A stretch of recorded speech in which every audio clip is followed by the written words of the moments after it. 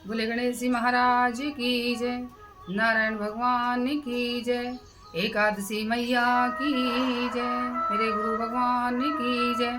आषाढ़ शुक्ला देव सैनी एकादशी की कथा। भगवान बंसी वाले बोले, हे धर्मदाताओं में श्रेष्ठ युधिष्ठिर, आषाढ़ मास के शुक्ल पक्ष के एकादशी को देव सैनी एकादशी कहते हैं। ब्रह्मा जी ने नारद से कहा था, आज के दिन भगवान विष्णु को शयन कराया जाता है। कार्तिक शुक्ला एकादशी को भगवान जागते हैं। चतुर्मास का व्रत इस एकादशी से प्रारंभ होता है। जो मनुष्य ब्रह्मचर्य का पालन कर चतुर्मास का व्रत करते हैं वे विष्णु भगवान को प्रिय होते हैं। शिवलोक में उनकी पूजा होती है। सर्व देवता उन्हें नमस्कार करते हैं। चंद्रायण व्रत भी चतुर्मास से समाप्ति पर करना चाहिए। ब्राह्मणों को भोजन दक्षिणा से प्रसन्न करें। गौओं को दान कर सके तो उत्तम है, नहीं तो गर्म वस्त्र का दान अवश्य करें। और तिल के साथ मिलाकर जो स्वर्णदान करते हैं वे भोग मोक्ष दोनों प्राप्त करते हैं। गरीबों के लिए गोपी चंदन के दान से भगवान प्रसन्न होते हैं।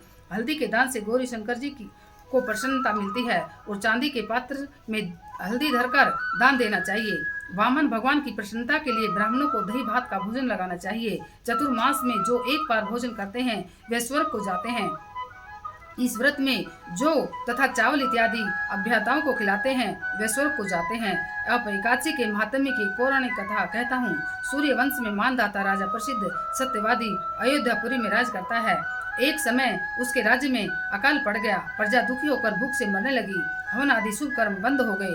राजा को कष्ट हुआ। इसी चिंता में वन को चल पड़ा। अंगार ऋषि के आश्रम में जाकर कहने लगा, हे सप्तऋषियों, मैं श्रेष्ठ अंगार जी आपकी शरण में आया हूँ। राजा के पापों से प्रजा को दुख मिलता है और मैंने अपने जीवन में किसी प्रकार का कोई पाप नहीं किया। आप दिव्य दृष्टि देख कर कहो, अकाल पड़ने का क्या कारण है। अंगरा मुषि बोले, सत्ययुग में ब्राह्मणों का वेद पढ़ना और तपस्या करना धर्म है, परंतु आपके राज्य में आजकल एक शूद्र तपस्या कर रहा है। शूद्र को मारने से दोष दूर हो जाएगा, प्रजा सुख पाएगी। मानदाता बोले, मैं उस निरपराध तपस्या करने वाले शूद्र को न मारूंगा। आप इस कष्ट से छूटने का कोई और कारण बताओ। ऋषि बोले, सुगम उपाय कहता हूँ। भोग तथा मोक्ष देने वाले देवसैनी एकादशी है। इसका विधि पूर्वक व्रत करो। उसके प्रभाव से चतुर्मास तक वर्षा होती रहेगी। इस एकादशी का व्रत सिद्धियों को देने वाला तथा उपद्रवों को शांत करने वाला है। मुनि की शिक्षा से मानदाता ने प्रजा सहित पद्मा का व्रत किया और कष्ट से दूर हो गए।